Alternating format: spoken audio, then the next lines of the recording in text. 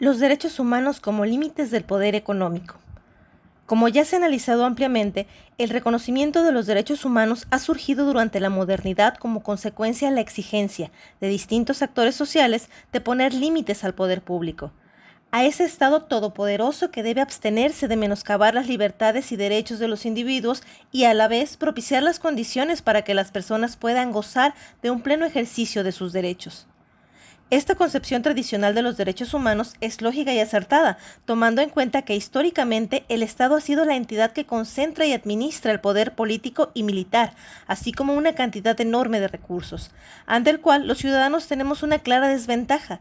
De ahí la necesidad de imponer a las autoridades este estándar de protección que integran los derechos humanos como un límite al poder que ostentan.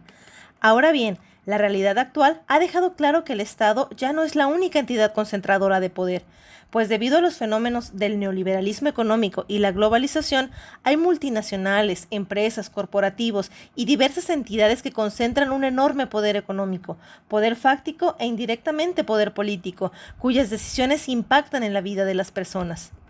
En palabras de Norberto Bobbio, los derechos humanos nacen cuando el aumento del poder del hombre sobre el hombre, que acompaña inevitablemente al progreso técnico, es decir, al progreso de la capacidad del hombre de dominar la naturaleza y a los demás, crean nuevas amenazas a las libertades del individuo. Es innegable el enorme poder que concentran ciertas empresas transnacionales y que en su ejercicio afectan las vidas de millones de personas. Sin embargo, el tratamiento jurídico de las relaciones entre las personas y las grandes empresas se encuentra dentro del ámbito del derecho privado, dentro del cual no hay salvaguardas especiales. Será la propia sociedad o el mercado el encargado de equilibrar estas relaciones. Luego entonces, las intromisiones del Estado son mínimas, pues se asume que en el ámbito del derecho privado no es necesario limitar las relaciones de poder existentes. No se reconocen las ventajas de unos sobre otros, pues no se considera la existencia de poderes excesivos y se asume un plano de igualdad regulado por la autonomía de la voluntad. Pero hablando de las grandes transnacionales, ¿realmente hay condiciones de igualdad entre estas corporaciones y las personas comunes? ¿Las decisiones corporativas se toman en términos éticos? ¿Son de interés los derechos humanos de las personas en la toma de decisiones corporativas? Tomando en cuenta el enorme poder de algunas empresas y el impacto que tienen sobre la salud, las libertades y la vida de las personas, ¿debería de existir límites a ese poder? Retomando a Bobbio, en la situación mundial actual, las transnacionales y su poder constituyen una amenaza para el ejercicio de los derechos de las personas. Hoy la dinámica del poder ha cambiado. Algunas empresas han concentrado un enorme poder, económico principalmente, pero también político y fáctico, por lo que el Estado no es la única entidad concentradora de poder que implica una amenaza para los derechos de las personas. Y en definitiva, estas grandes empresas no se encuentran en condiciones de igualdad con las personas comunes. En la concepción tradicional de los derechos humanos, la obligatoriedad de su cumplimiento solo constriñe al poder público. Pero, ¿esta concepción es efectiva en la realidad actual? ¿El poder del Estado es suficiente para frenar los excesos que pudieran cometer las transnacionales en materia de derechos humanos? ¿Qué Estado sería el encargado de hacerlo si el poder y el ámbito de influencia de estas empresas son mundiales? El poder debe limitarse por el simple hecho de serlo. De lo contrario, el poder tiende a acumularse y ejercerse de manera arbitraria. Como se mencionó en la primera de las clases impartidas en este curso, no hay que perder de vista que los derechos humanos surgieron para ser oponibles a otros seres humanos. No son los extraterrestres o la fuerza de la naturaleza los que implican el mayor riesgo para la vida y las libertades de las personas. No, son otras personas, otros humanos, iguales a nosotros, que en el ejercicio del poder han cometido innumerables actos que vulneran la dignidad humana de las personas. Ese riesgo sigue vigente. Lo que ha cambiado es el origen y la dinámica del poder. Ya no es únicamente el poder público, ahora también es el poder privado, un poder enorme, económico y de facto, que es sustentado por unas cuantas personas que dirigen corporaciones millonarias.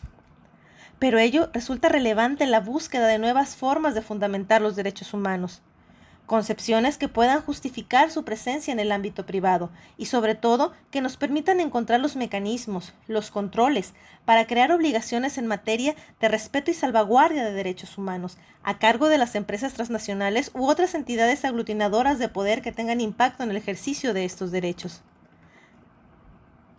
Es claro que para que los derechos humanos sean una realidad material, influyen factores que van mucho más allá de lo jurídico, elementos de carácter social, económico o cultural, por ejemplo, y la realidad en la que vivimos se encuentra determinada en gran medida por factores económicos, que con el proceso de globalización, capitalismo y neoliberalismo han abonado para la acumulación de riqueza y poder en unas cuantas manos.